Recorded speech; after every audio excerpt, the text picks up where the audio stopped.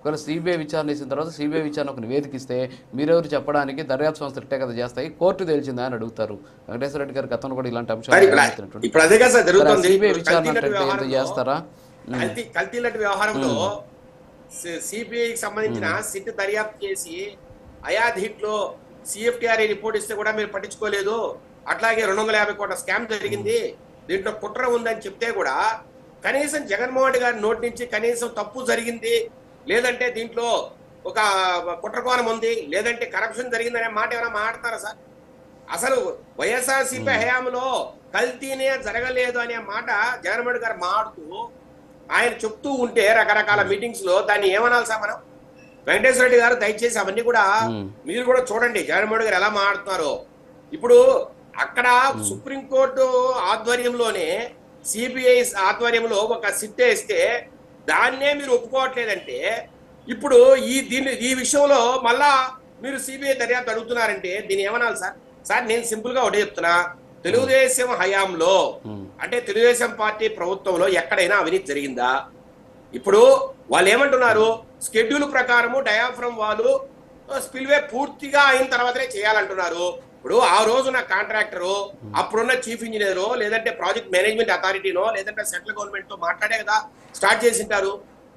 కొంత సార్ ఇప్పుడు ప్రాజెక్ట్ ని యుద్ధ ప్రాతిపదికన మేము ముందుకు తీసుకెళ్లాలా, కంప్లీట్ చేయాలా, ప్రజలకు నీళ్లు ఇవ్వాలనే ఒక తాపత్రయంతో ఆ రోజు చంద్రబాబు నాయుడు గారు డయాఫ్రమ్ వాల్ కావచ్చు, లేదంటే కాఫర్ డ్యామ్స్ కావచ్చు స్టార్ట్ చేశారు ఆ రోజు కాంట్రాక్టరు.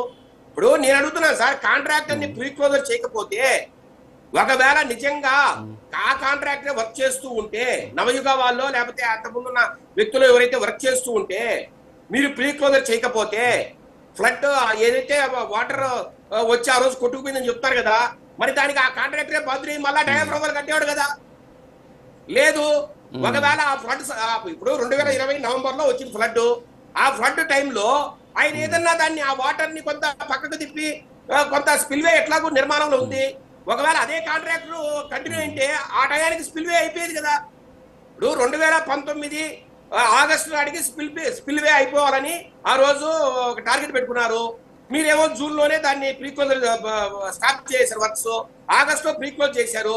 అట్లాగే ఆ కాంట్రాక్ట్ కొనసాగించింటే 2020 నవంబర్ నాటికి స్పిల్వే అయిపోయింటే అసలు ప్రాబ్లం ఎక్కడుంది? నేనంటున్నా, అసలు ఆ కాంట్రాక్ట్ పక్క తప్పించాల్సిన అవసరం ఏంటి? అంటే ఏంది, మీ కులం నాయకుడు కాదనా, మీ కులం సంబంధించిన కాంట్రాక్టర్ కాదనా, లేదు క్రిస్టియన్ కాదనా, ఏమనాలి దాన్ని? అంటే చంద్రబాబు నాయుడు గారు ఎవరైనా కాంట్రాక్టర్ ని తెచ్చిపెడితే అది ఆయన సొంత వ్యవహారమా? లేదు ఆయన ఏమైనా మీలాగా నామినేషన్ బేసిస్ మీద ఇచ్చాడా? సరే ఇప్పుడు కాదు క్లియర్ గా చెప్పింది, నామినేషన్ బేసిస్ మీద 2020-21 రేట్ల ప్రకారం, కొత్త ఎస్ఎస్ఆర్ రేట్ల ప్రకారం ఎందుకు ఇవ్వాలి?